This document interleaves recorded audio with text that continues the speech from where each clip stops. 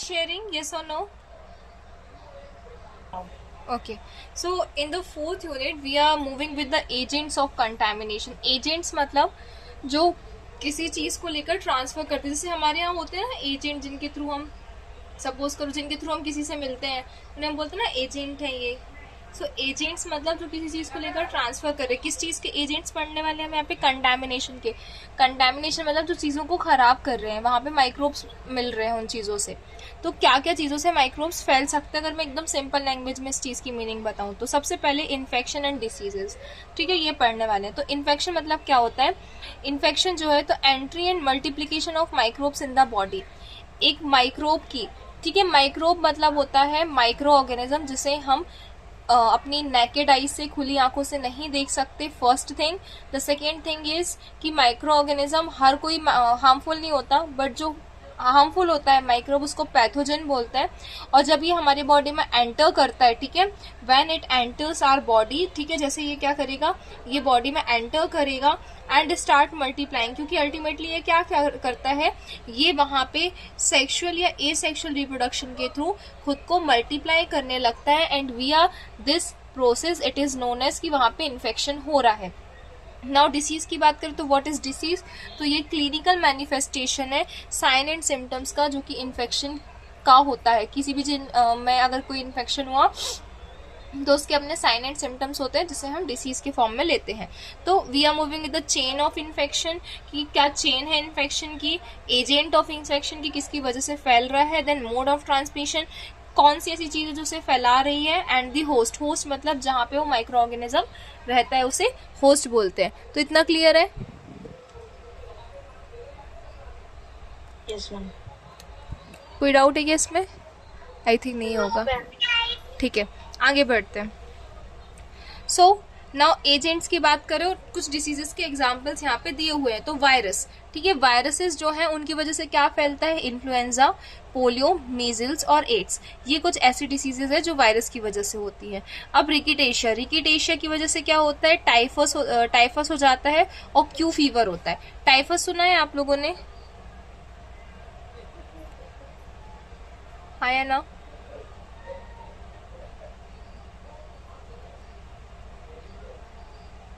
जी ma'am सुना है. ऐसा हो जाता है टाइफस में, छोटे छोटे दाने पड़ जाते हैं, सुना होगा ये इस टाइप हाँ से, जी है ना?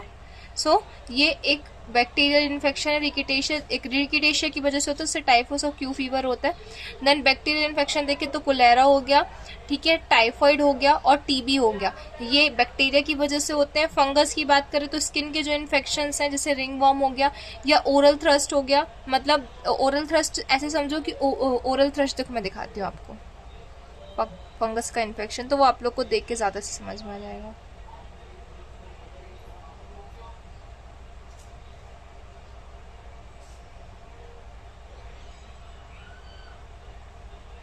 ऐसा देखो, इसमें ये हो जाता है,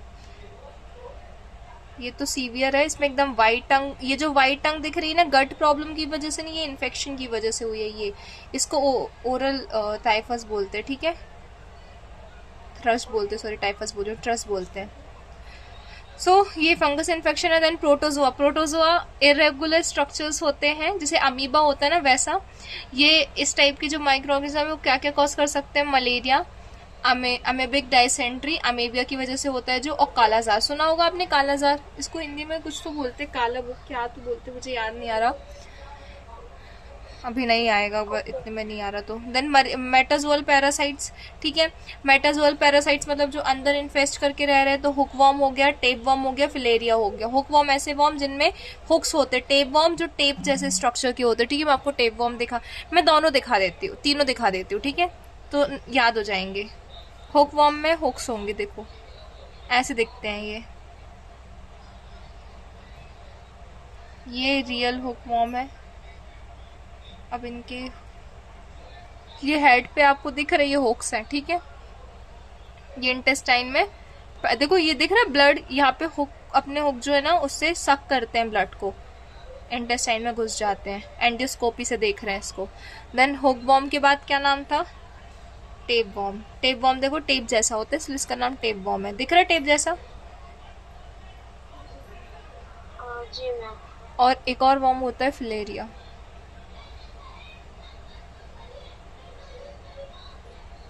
वॉर्म देखना था हमको, अच्छा फिलेरियसिस लिख दिया है। ये देखो, ये इस टाइप का वॉर्म होता है, ठीक है, माइक्रोस्कोप से देखिएगा हमें ये। ये मैंने आप लोगों को वॉर्म्स दिखा दिए।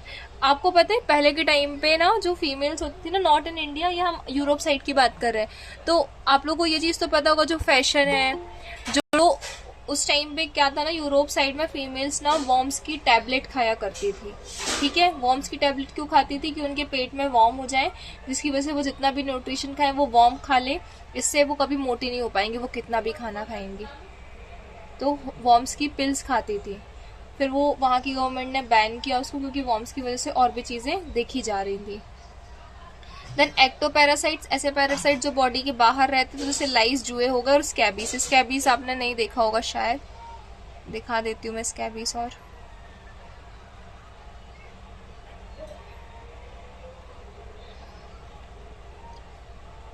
ये देखो, ठीक है, स्किन इन्फेक्शन हो जाता है इससे, दिख रहा है, बहुत गंदा सा दिख रहा है ये। तो ये स्कैबीज होते हैं। इतना क्लियर है? ये सब सोर्सेज देख रहे हैं, सोर्सेज, हाँ, सोर्सेज एंड रिजर्वायर्स देख रहे हैं। सोर्सेज एंड रिजर्वायर्स मतलब क्या क्या सोर्सेज है और कहाँ कहाँ ये इन्फेक्शन के जो माइक्रोब्स हैं वो रहते हैं। तो रिजर्वायर के टाइप देखें तो कहाँ कहाँ रिजर्व करते हैं? ह्यूमंस में, मतलब ह्यूमंस में रह रहे हैं। देन एनिमल रिजर्वायर, मतलब वो एनिमल्स में रह रहे हैं।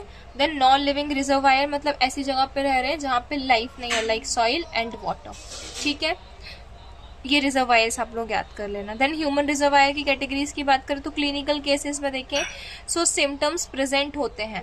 सब क्लिनिकल में देखें तो कोई भी सिम्टम प्रेजेंट नहीं होता, पर इन्फेक्शन वहां दिखता है, ठीक है।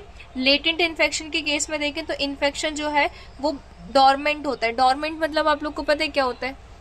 What is the meaning?